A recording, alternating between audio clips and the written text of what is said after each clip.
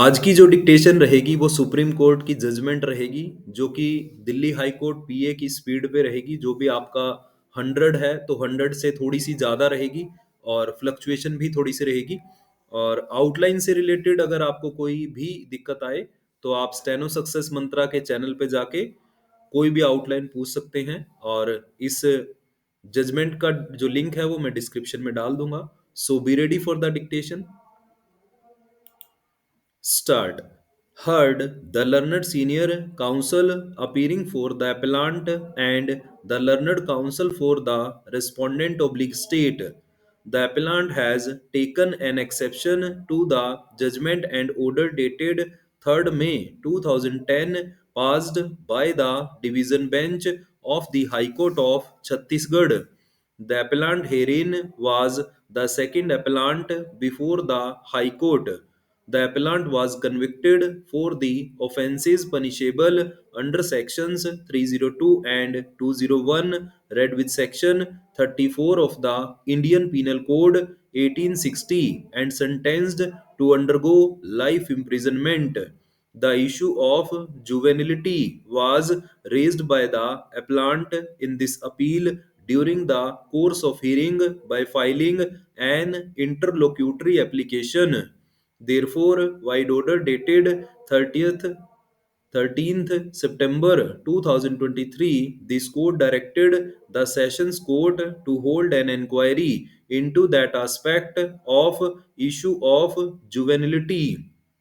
In terms of the order of this court, the learned First Additional Sessions Judge Ramanujganj, District Balrampur, Chhattisgarh, has submitted a finding dated 30th October 2023, which records that the date of birth of the appellant is 1st September 1982 and therefore on 15th June 2000, which is the date of the occurrence of the offence, the age of the appellant was 17 years, 9 months, and 14 days.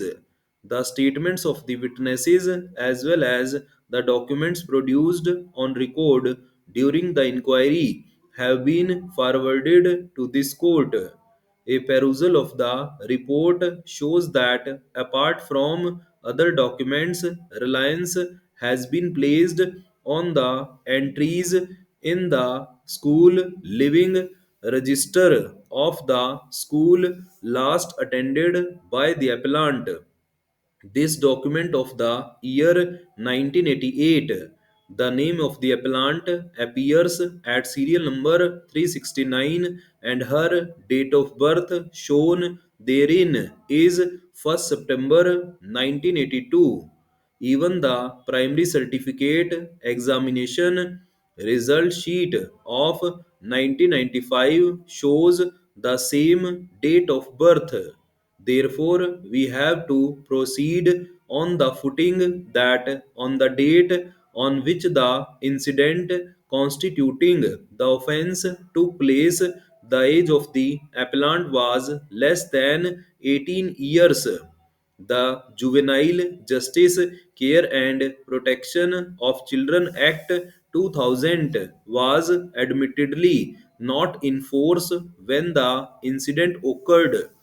Therefore, the case will be governed by the Juvenile Justice Act 1986 under Clause H of Section 2 of the 1986 JJ Act.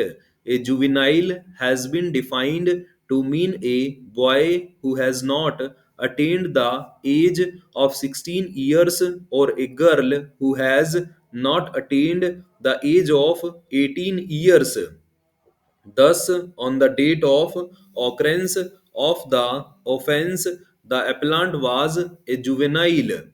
Therefore, the appellant ought to have been dealt with in accordance with Section 21 of the 1986 JJ Act. The maximum action which could have been taken against the appellant was of sending her to a special home. In the case of a girl of 16 years of age, she could have been sent to a special home for a period of not less than 3 years.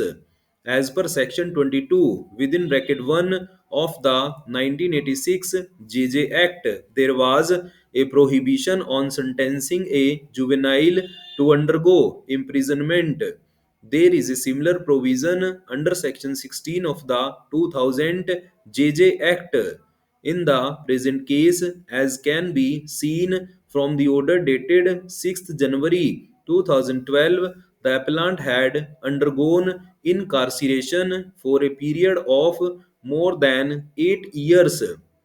Hence, the present appeal must succeed, and the impugned judgment and order dated 3rd May 2010 passed by the High Court, and the impugned judgment and order dated 30th June 2003 passed by the Additional Sessions Judge